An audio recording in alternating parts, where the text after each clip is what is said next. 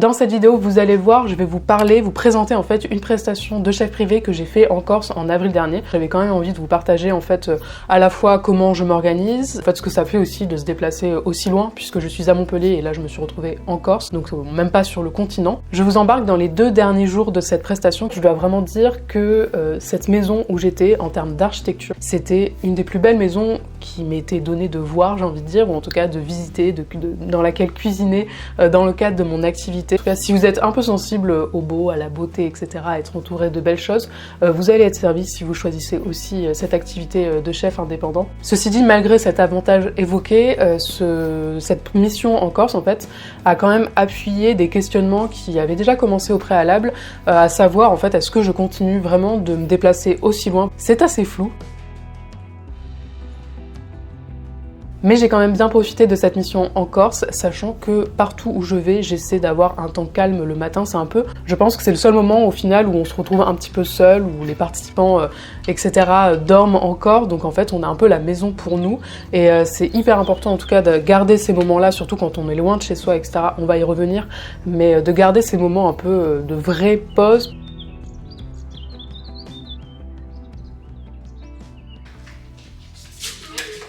Bien sûr, à un moment, tous les gens qui dorment aussi dans la villa finissent par se réveiller et là commence en fait une autre partie, un autre pan de notre activité qui est une partie plus sociale en fait, puisque au final on est amené à rencontrer du monde et aussi à discuter. Ça fait partie aussi de notre travail, c'est-à-dire qu'on va pas rester silencieux, cloîtré dans sa cuisine. Ah, c'est trop bien, tu filmes. Ouais.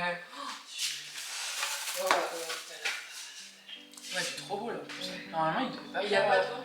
Bah, il y a pas de vent et hier j'ai regardé tout, il disait qu'il devait faire. Genre, il devait pleuvoir ce matin et tout. J'ai attaqué ce matin vers 8h30 à peu près. J'ai mis un peu plus de temps que d'habitude. D'habitude, j'essaie d'attaquer plutôt à 8h, enfin d'habitude. Pour cette session-là, parce qu'on mange vers midi. Donc je compte, ça dépend de ce que j'ai à faire, mais je compte entre 4h et 5h, on va dire, pour la préparation, pour être tranquille en fait, sachant que ça dépend aussi du nombre de personnes des fois aussi. Voilà, quand il y a 30 personnes, ça prend un petit peu plus de temps parce que il y a plus de choses à éplucher, par exemple en termes de légumes. La liste avance bien, donc j'ai fait ma petite mise en place ce matin, vous l'avez vu sûrement, pour vous présenter quand même le menu un petit peu et où est-ce qu'on va ensemble pour ce matin-là, pour ce déjeuner-là. En fait, je fais un repas autour des bao, donc enfin des guabao plus précisément, donc c'est des petites brioches qu'on plie en 2 et qu'ensuite on peut ouvrir comme un sort de petit sandwich que je vais cuire à la vapeur. Là je vais le faire juste après et en fait avec du tofu pané et en fait des concombres marinés, enfin une salade de concombres cacahuètes et des carottes marinées avec de l'huile de sésame notamment.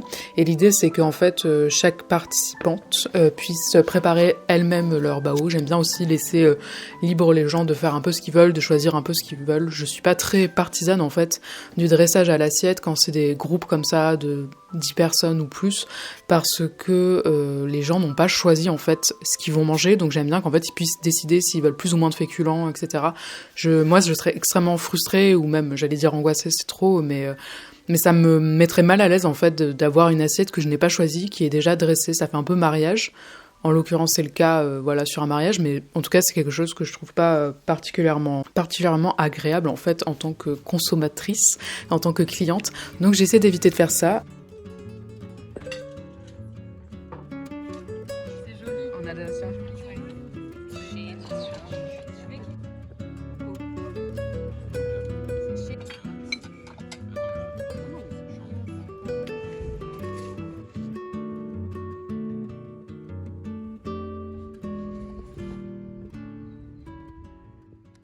Avant le début de la prestation, en fait, je suis allée en Corse en avance, donc quelques jours avant, 4 jours je crois, histoire en fait de profiter, de visiter, etc.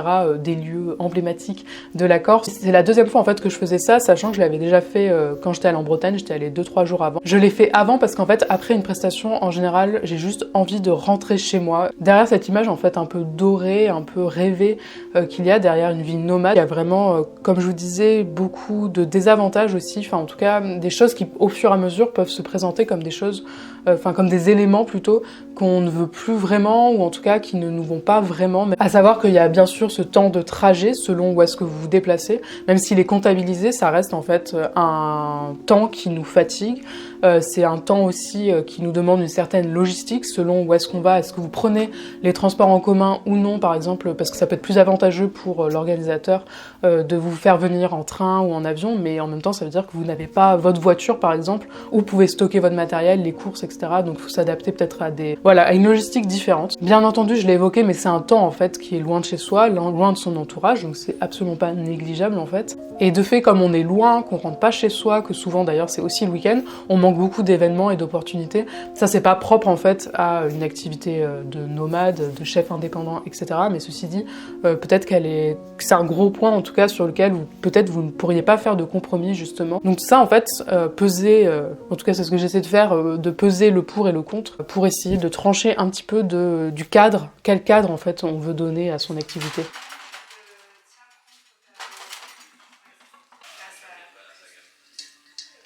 Après tous ces questionnements, etc., il est quand même l'heure de préparer le repas du soir, le dîner, le samedi soir, à savoir un risotto avec des carottes rôties, pesto de roquette et crumble salé.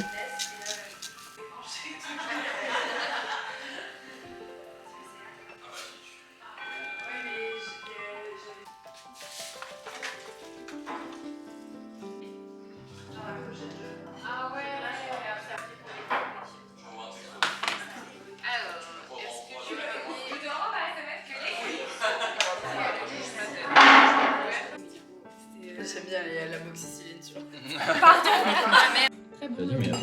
Merci. Je vais...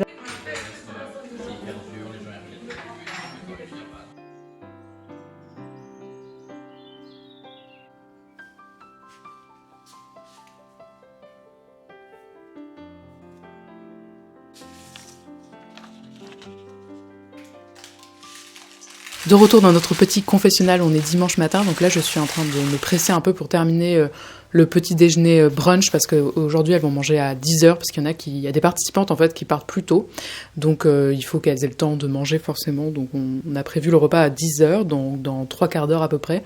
J'ai eu une petite phase de rush, j'ai un peu moins filmé du coup, parce que ouais, je me suis dit, j'ai eu un petit peu peur de pas être dans les temps, donc j'ai mis un coup de pression, enfin un coup de speed pour justement rattraper un peu le retard que j'avais l'impression d'avoir pris. Au final, tout va bien. Là, je suis en train de terminer un peu mes cuissons pancakes et quesadillas, d'ailleurs, c'est sur le feu. Et je vais ensuite faire un bon coup de propre, en fait, pour pouvoir étaler les assiettes, enfin dresser, etc. Pour que vraiment à 10h, en fait, on puisse manger et que tout le monde puisse manger, en tout cas tranquillement, en fait, avant de partir. Présentation et bon appétit, je pense.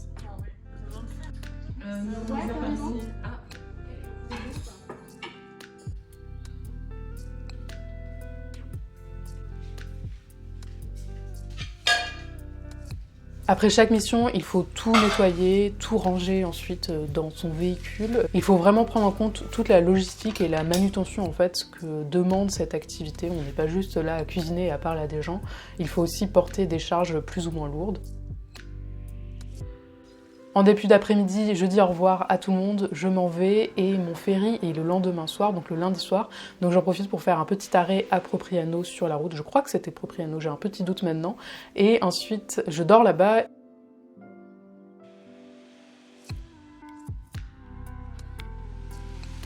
Et je me retrouve à Ajaccio où je fais une petite promenade aussi bien sympathique pour vraiment une dernière fois m'imprégner, on va dire, de l'île.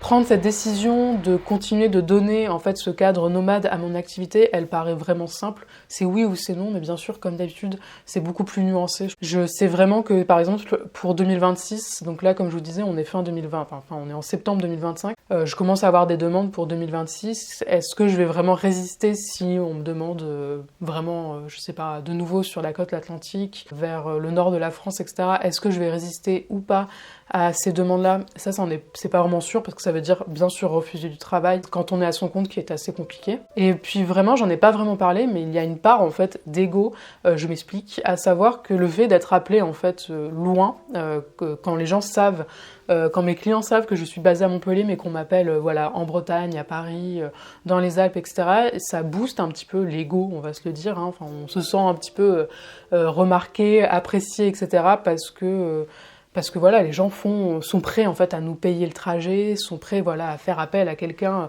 qui vient de loin, à la déraciner en quelque sorte, pour vraiment profiter de sa cuisine et tout.